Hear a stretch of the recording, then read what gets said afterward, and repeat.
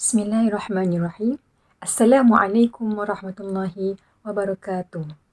Nama saya Nurul Hidayah binti Azizan.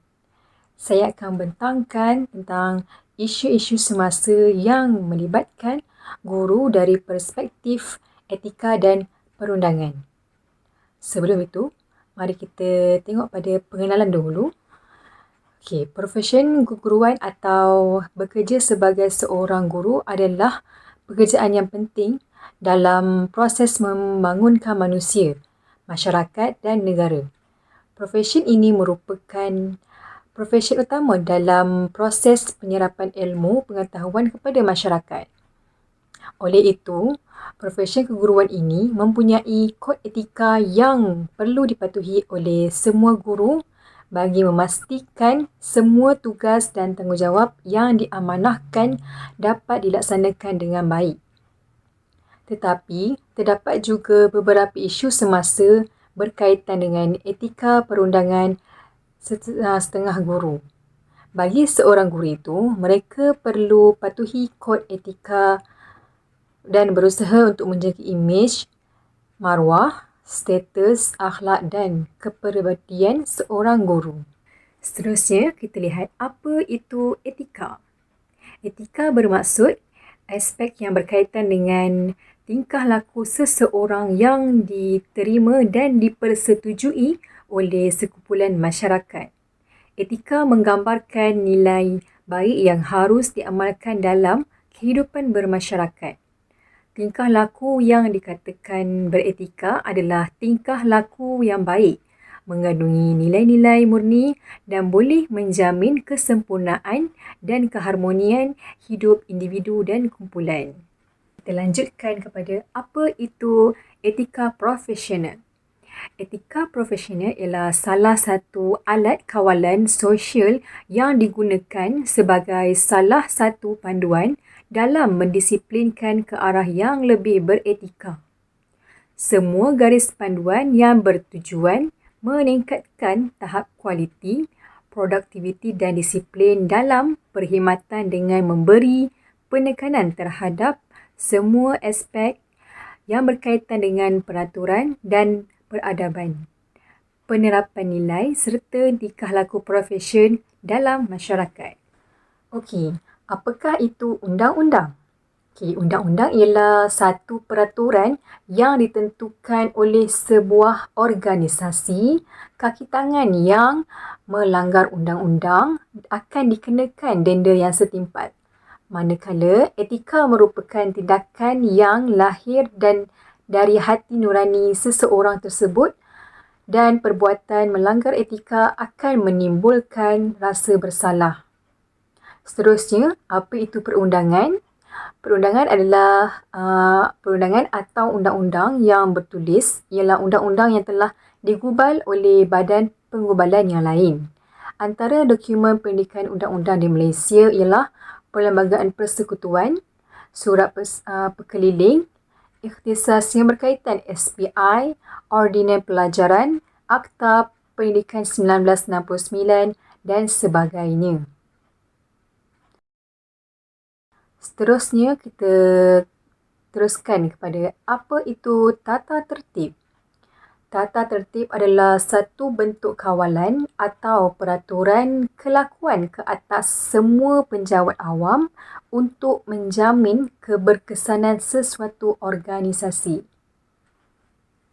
Di sini saya akan bahaskan 3 isu semasa berkaitan etika guru. Antaranya ialah yang pertama, isu penyalahgunaan sosial media. Yang kedua, isu gangguan seksual. Dan yang ketiga adalah isu bekerja sambilan. Okey, yang pertama adalah isu penyalahgunaan media sosial. Terdapat beberapa keratan akhbar di dalam talian berkenaan isu penyalahgunaan media sosial. Akhbar yang pertama menulis guru perlu patuhi garis panduan media sosial. Keratan yang kedua, guru jadikan murid sebagai konten media sosial bakal berdepan dengan tindakan, kata Dr. Farina Sidi. Keratan yang ketiga, KPM perlu segera kuatkuasakan undang-undang bagi mengelakkan perbuatan guru yang memuat naik bahan berkaitan isu dalaman sekolah di media sosial. Dan kata yang keempat adalah guru digalakkan untuk membuat kandungan yang di media sosial yang membabitkan pelajar bagi tujuan pendidikan. Kementerian Pendidikan memiliki garis panduan berkaitan penggunaan media sosial dalam kalangan guru dan sentiasa memantau keadaan itu bagi memastikan ia tidak disalahguna bagi tujuan tertentu. Menterinya Fadlina Sidik berkata, golongan guru tidak boleh sewenang-wenangnya menyalahgunakan platform tersebut dan tindakan tegas akan diambil jika terbukti mereka melanggar garis panduan berkenaan. Kita sudah ada garis panduan tentang bagaimana penggunaan media sosial guru-guru, khususnya juga memberikan pedoman untuk konten-konten yang mereka laksanakan mestilah maknanya dengan tujuan yang baik.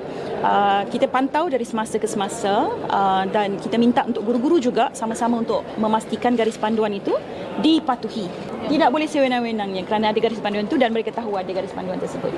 Fadlina berkata demikian ketika mengulas saranan Kesatuan Perkhidmatan Perguruan Kebangsaan Malaysia NUTP yang meminta KPM menguatkuasakan undang-undang bagi mengekang tindakan guru memuat naik bahan berkaitan isu dalaman sekolah di media sosial bagi mengelakkan impak negatif terhadap institusi pendidikan negara. Baik, Kementerian Pendidikan memantau perkembangan isu seorang guru yang didakwa menggunakan pelajarnya untuk mencipta kandungan di TikTok. Menterinya Fadlina Sidik menegaskan pihaknya akan mempertimbangkan langkah intervensi atau tindakan yang sewajarnya jika menerima aduan. Kita memantau perkara ini dari semasa ke semasa. Sebarang aduan kita minta kemukakan pada KPM. Apatah lagi kalau ia menjejaskan integriti dan etos kerja seorang guru lah, ya, yang maknanya tidak mendapat apa-apa kebenaran dan barangkali memberikan impak yang negatif kepada keseluruhan ekosistem pendidikan. Saya pantau perkara ini dengan ketat dan saya akan maklumkan dari semasa ke semasa apa tindakan sekiranya ada ataupun intervensi yang kita akan buat di peringkat KPM sekiranya ada aduan rasmi yang kita terima.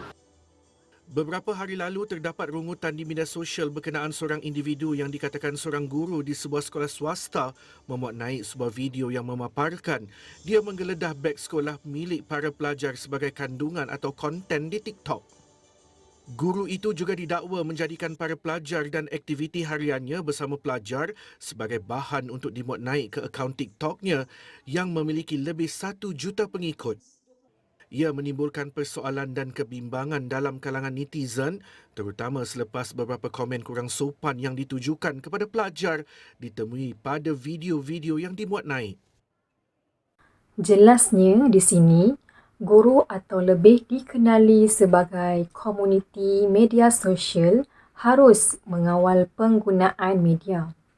Penyalahgunaan media sosial bukanlah hanya melibatkan isu-isu seperti menggunakan kata-kata kasar di media sosial, menyindir seseorang dan demi menaikkan view di aplikasi seperti TikTok dan lain-lain.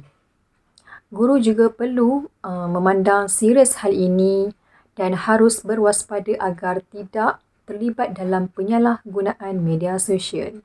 Seterusnya, cara menangani isu ini. Guru boleh memanfaatkan penggunaan media sosial secara positif jika untuk tujuan pertama, meningkatkan pengajaran dan pembelajaran bagi menambah baik kualiti sistem pendidikan. Yang kedua, membolehkan warga pendidik berkomunikasi secara pantas tanpa sepadan. Contohnya, di dalam Malaysia, guru banyak mengajar di media sosial seperti TikTok, Facebook.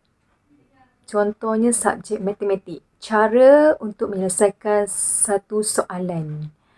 Dan dari situ, negara lain pun akan memberi komen dari segi positif atau negatif. Sekiranya positif, kita boleh sebarkan, dan sekiranya negatif, kita boleh perbetulkan dan menunjukkan cara yang betul. Yang ketiga, menghubungkan guru dengan kumpulan sasaran secara meluas daripada pelbagai latar belakang sama ada yang berada di dalam atau di luar negara bagi meningkatkan sistem penyampaian pendidikan.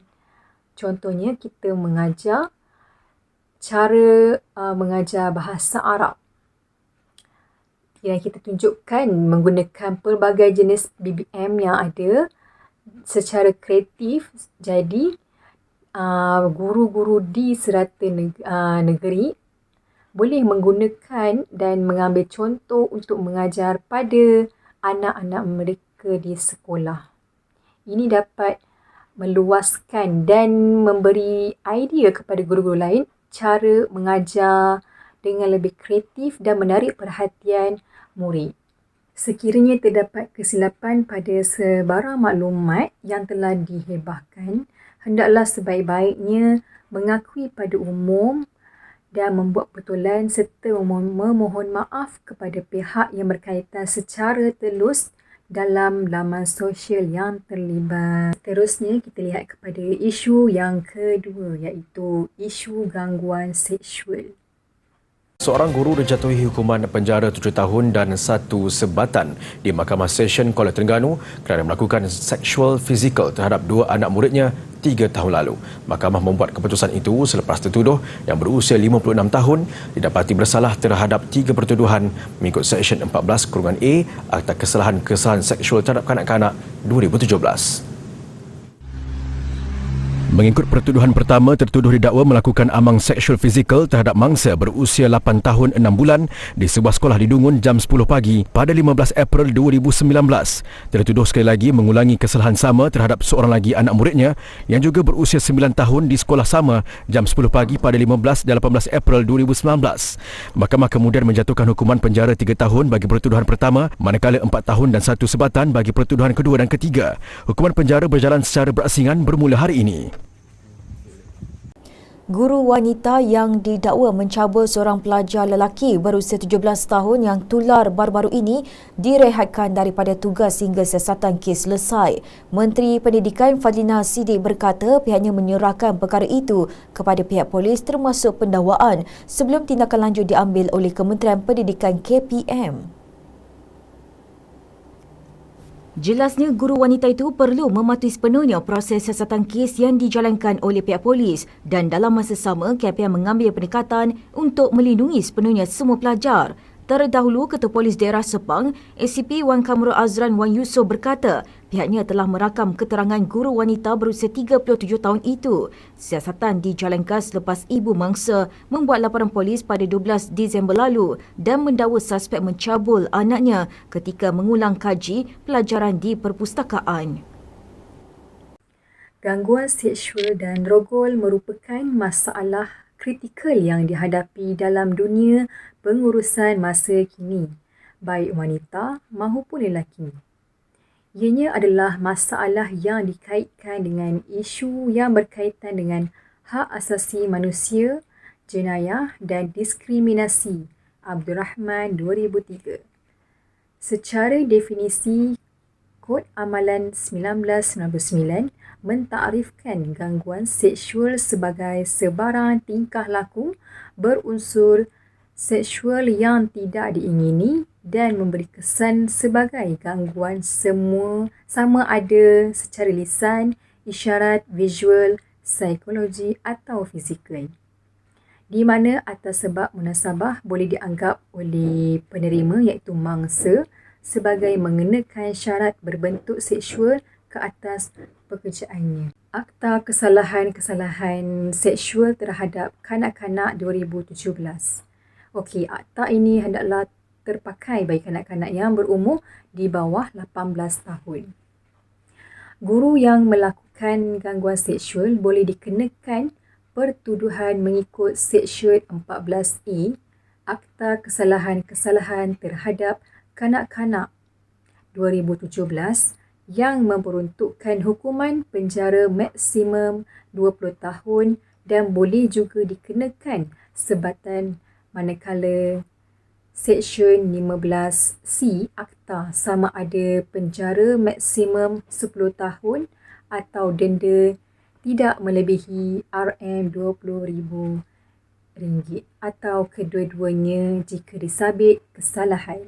Okey, seterusnya kita lihat kepada implikasi gangguan seksual. Implikasi bermaksud kesan. Di sini terdapat kesan kepada 4, iaitu yang pertama kesan terhadap murid, Kedua, kesan terhadap guru. Yang ketiga, kesan terhadap sekolah. Dan terakhir, kesan terhadap profesional keguruan.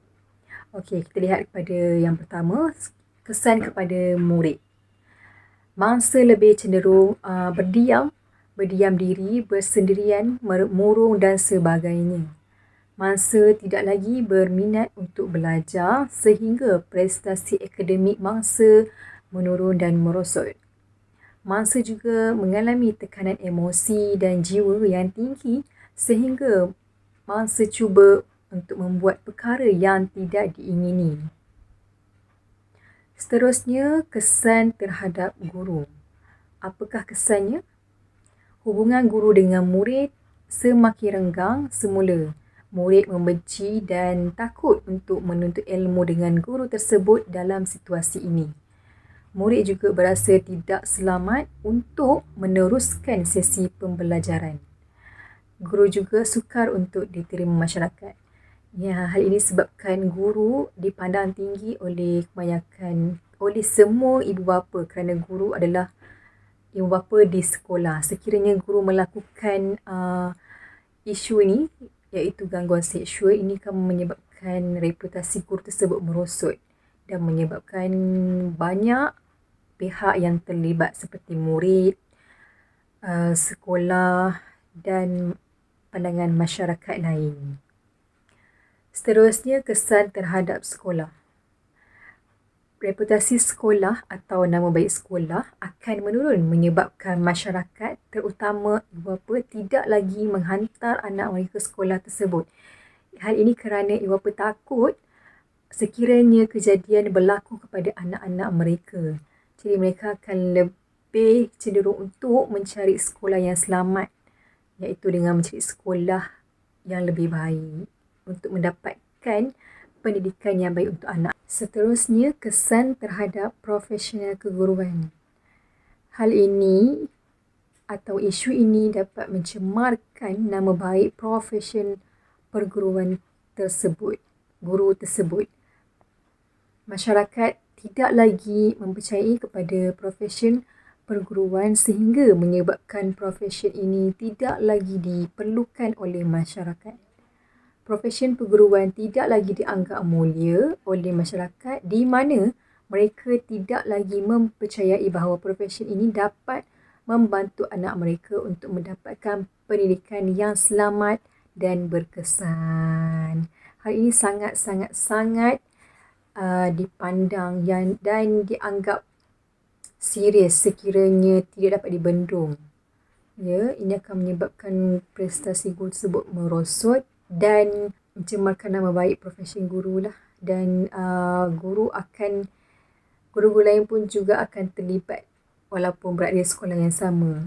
Ini sangat tidak sepatutnya, tidak sewajarnya berlaku di sekolah kerana sekolah dianggap tempat yang tinggi, yang mulia untuk murid-murid menuntut ilmu. Bagaimana cara untuk menangani masalah ini? Okey, guru perlu mengetahui dan memahami kod etika perguruan dan undang-undang di mana setiap tingkah laku yang kurang baik ada tindakan yang akan dikenakan atas kesalahan-kesalahan tertentu. Yang kedua, membantu perkembangan profesional keguruan, iaitu dengan mewujudkan dasar serta program-program berasaskan perpaduan, memahami falsafah pendidikan guru serta mengadakan sambutan Hari Guru supaya ada gap antara murid dengan guru tersebutlah. Yang ketiga, kerajaan atau badan bukan kerajaan perlu memainkan peranan yang penting dalam menyediakan pendidikan seks. Ini supaya dapat menyedarkan masyarakat, khususnya guru-guru, dalam mengatasi masalah tingkah laku yang negatif ini. Dan yang keempat, seterusnya, kursus atau ceramah atau bengkel perlu dan wajib diadakan bagi meningkatkan nilai-nilai murni dan tingkah laku yang teratur serta bertanggungjawab, terutama yang melibatkan penjawat awam. Okey, di sini khusus atau ceramah ni bagi kesedaran, ingatan supaya penjawat awam khususnya berhati-hati dalam pekerjaan mereka kerana setiap tingkah laku atau kesalahan yang dilakukan akan dikenakan tindakan yang sewajarnya. Dan isu yang terakhir ialah isu guru bekerja sambilan. Sebelum itu, mari kita lihat apa itu definisi bekerja sambilan. Bekerja sambilan ini didefinisikan sebagai mencari duit tambahan atau duit tepi atau lebih dikenali sebagai pekerjaan sampingan. Kerja sambilan ini untuk memperolehi pendapatan lebih walaupun seorang itu sudah mempunyai pekerjaan tetap. Maksudnya dia bekerja selepas waktu bekerja tetap. Contohnya guru bekerja pada waktu pagi sehingga tengah hari dan selepas itu mereka melakukan pekerjaan sampingan. Okey, seterusnya kita lihat pada nilai positif dan nilai negatif. Okey, dari sudut nilai positif iaitu pertama, guru yang bekerja sambilan dapat menambah duit tambahan yang lain serta dapat memberi hasil kepada diri dan keluarga. Contohnya seorang ni berusaha untuk menaik taraf kehidupan dia. Jadi guru tersebut perlu mencari duit lebih untuk menyara diri dan keluarga, iaitu dengan menyewa bayar duit sewa rumahnya, duit keretanya. Jadi bagi menampung kehidupan seharian di bandar terutamanya, guru perlu mencari pekerjaan sampingan untuk menampung hidupnya. Yang kedua, tanggungjawab ke atas keluarga. Hal ini kerana kebanyakan guru yang berada di bandar sangat memerlukan duit sampingan untuk menampung gaji pekerjaan tetapnya, untuk menampung kehidupan di bandar terutamanya. Jadi ini merupakan tanggungjawab seorang yang tanggungjawab untuk menyara keluarga lah. Contohnya ketua keluarga lah terutamanya, untuk menampung perbelanjaan keluarga, rumah, kereta dan lain-lain. Dari sudut nilai negatif pula, guru yang bekerja sampingan ini tidak menjaga penampilan kerana tiada masa untuk mengurus diri. Contohnya, guru bekerja secara online yang di mana yang mendapat sambutan hangat lah. Jadi mereka masa yang ada tu sibuk untuk menguruskan penghapusan, COD dan lain-lain. Dan hal ini menyebabkan guru tersebut kelam kabut dan tidak dapat menguruskan diri dengan berpakaian kemas dan bersiaplah untuk hadir ke sekolah. Yang kedua, sudah pasti menjejaskan prestasi kerja dan kredibiliti guru kerana masa yang ada, masa yang senggang itu mereka menggunakan untuk melakukan pekerjaan sampingan untuk menyiapkan barang-barangan untuk pembungkusan, untuk COD dan untuk masa untuk mempromosikan barangan mereka. Jadi ini membuatkan mereka tiada masa untuk berehat yang cukup dan mereka tiada masa untuk meluangkan masa dengan keluarga dan tidak dapat menjaga pemakanan. Dan ini menyebabkan mereka akan mengambil cuti. Ini menjejaskanlah kredibiliti dan prestasi guru di sekolah. Terdapat juga punca-punca guru bekerja sambilan. Terdapat di sini, saya akan sebutkan 3 punca mengapa guru ini mengambil keputusan untuk membuat kerja sambilan. Yang pertama, kerana mereka tidak pandai mengurus kewangan. Mereka ingin menikmati gaya hidup mewah.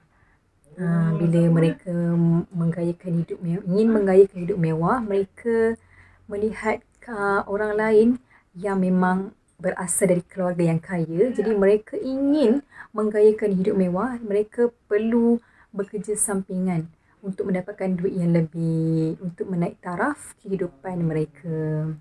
Peraturan-peraturan pegawai awam, kelakuan dan tata tertib. Peraturan 5 iaitu pekerjaan luar tidak boleh terlibat dengan sebarang urusan berkaitan dengan kerja luar kecuali mendapat kebenaran ketua jabatan setelah mengenal pasti ia tidak mengganggu waktu bekerja. Seterusnya kita lihat kepada implikasi guru bekerja sambilan. Apakah kesan guru bekerja sambilan? Yang pertama, guru tidak mempunyai masa yang cukup untuk memikirkan penampilan mereka dengan guru-guru. Pelanggan guru adalah murid. Guru perlu menjaga penampilan kerana ia merupakan lambang guru tersebut. Murid akan membuat penilaian melalui penampilan guru itu sendiri. Disebabkan mereka terlalu sibuk menguruskan pekerjaan sambilan, jadi guru tersebut tiada masa untuk menjaga penampilan sehingga kusut masai, serabai, tidak bersemangat, tidak cukup tidur dan sebagainya. Yang kedua, guru ini tidak dapat melaksanakan tugas dengan baik. Guru tidak dapat menyediakan rancangan pengajian harian dan tidak dapat merancang perancangan pembelajaran tahunan dengan baik. Sepatutnya dilakukan semasa waktu yang lapang lah. Tapi disebabkan guru tersebut sibuk dengan menguruskan pekerjaan sambilan sehingga menjejaskan prestasi guru tersebut, dan hari ini akan menyebabkan prestasi murid tersebut juga akan terjejas dan merosot. Antara kesan lain adalah gagal dalam mengurus masa. Disebabkan mereka bekerja terlalu lebih masa, jadi mereka akan datang ke sekolah dalam keadaan yang mengantuk dan sentiasa lewat kerana letih setelah melakukan pekerjaan sampingan yang dilakukanlah. Jadi itu badan mereka menjadi lesu, penat, prestasi kerja pun akan berkurang. Kadang-kadang setengah guru sanggup mengambil cuti untuk menyelesaikan kerja sampingan dan kerap mengambil cuti juga kerana tidak sihat akibat daripada tidak dapat rehat dan tidak mendapat tidur yang secukupnya. Bagi mengatasi masalah ini, pihak kementerian telah mengeluarkan surat perkeliling perkhidmatan Bil Bilangan 1 tahun 1969 mengenai penglibatan pegawai dan kaki tangan di bawah dalam pekerjaan luar. Iaitu pada dasarnya pegawai perkhidmatan awam dilarang melakukan pekerjaan luar atau kerja sampingan yang mendatangkan sebarang bentuk faedah atau keuntungan, sama ada dalam bentuk upah atau keuntungan. Namun demikian, atas keprihatinan kementerian terhadap keperluan para murid dalam mendalami ilmu dan menguasai pembelajaran tambahan, pihak kementerian telah membenarkan para pendidik untuk membimbing murid tersebut melalui kelas persendirian di mana-mana institusi pendidikan swasta dengan syarat aktiviti yang dijalankan tidak bertentangan dengan kepentingan dirinya sebagai penjawat awam. Sebagai kesimpulan, guru sebagai penjawat awam perlu berpegang teguh kepada kod etika yang telah digariskan. Isu-isu pelanggaran kod etika keguruan perlu dibendung daripada terus menular kerana ia membawa kesan yang buruk terhadap profesion keguruan, pembangunan modal insan dan masa depan anak bangsa. Adalah amat diharapkan agar guru-guru tidak akan melanggar etika perguruan kerana ia merupakan landasan yang menuju kepada tingkah laku yang akan dipandang tinggi oleh masyarakat luar. Selain daripada itu, pematuhan etika perguruan akan meningkatkan martabat guru-guru Malaysia. Sekian, terima kasih.